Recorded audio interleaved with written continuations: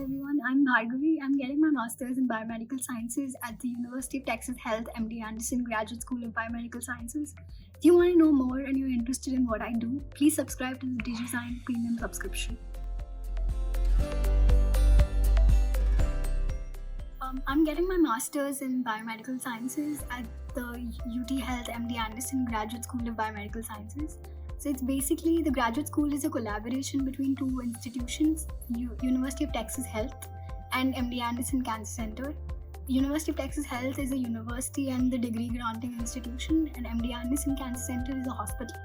And they've both come together to form this grad school that's been running for like 30-40 years now. And they have a master's program and a PhD program, but I'm getting my master's in biomedical sciences, and my area of specialization is cancer biology.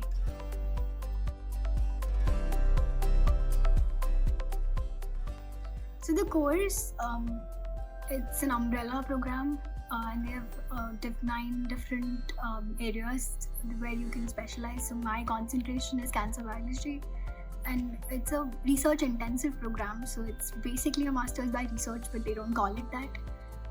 So the number of courses that you have to take are very few. It mostly focuses on the extent and the amount of research that you have to do in the 2 or 3 years that you take to graduate.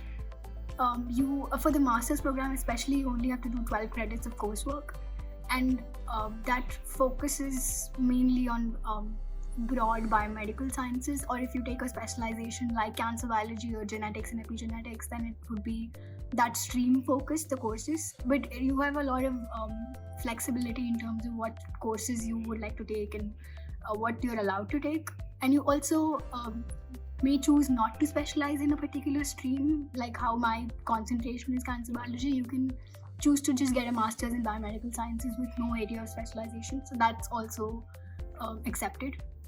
And since mine is cancer biology, I have courses more focused towards cancer biology, but some of the streams that you can choose to pick as your concentration are genetics and epigenetics, microbiology and infectious diseases, immunology, cancer biology, of course, and neuroscience. And there are probably 1 or 2 more, which you can check out on the website.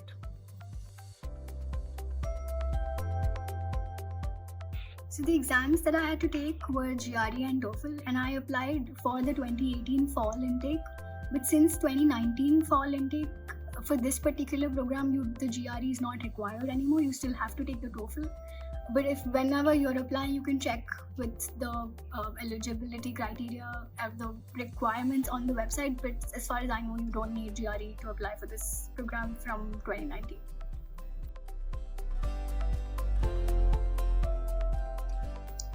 So the fee structure for this particular master's program is available on the website, and you can check it out. I'm sure it's probably different from 2018 when I had applied.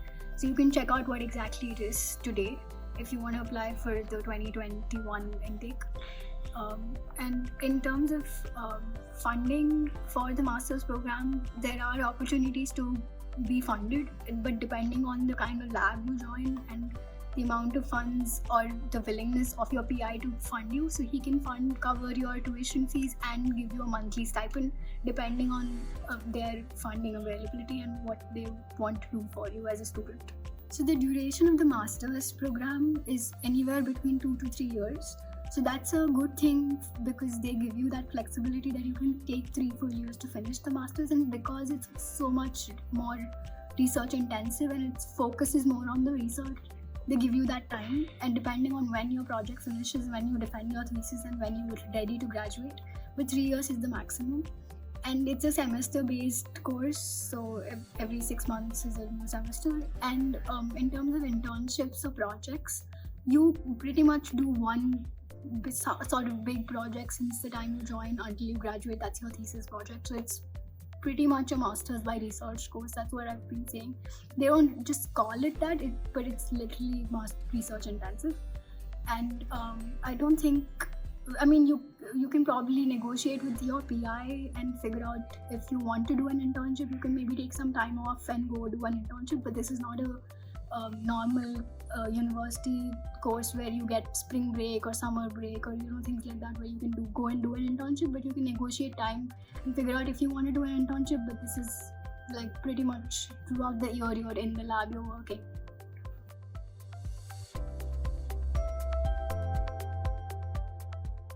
So when I applied, I did receive a scholarship at the time of admission, and I hadn't separately applied for that scholarship. I just happened to get it when they offered me an admit. That was just a one-time sort of scholarship. And then when I joined my PI in his lab, he very graciously decided to fund me, give me a monthly stipend and cover my tuition fees. So it really depends on the lab you choose and the PI.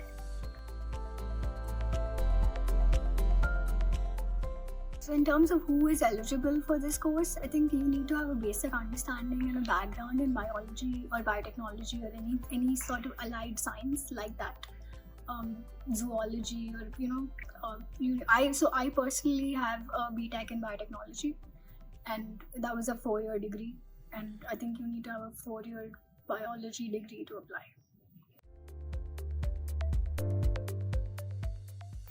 So this course is targeted towards people who are interested in biological science research.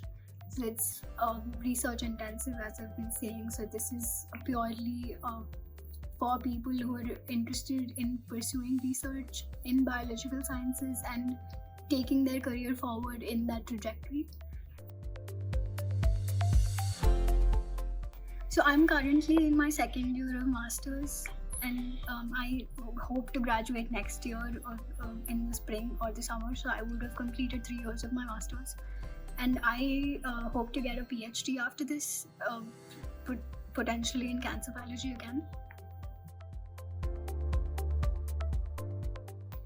There are definitely similar courses in the US and also in Europe. There are different opportunities across Europe or the US in terms of biological science research.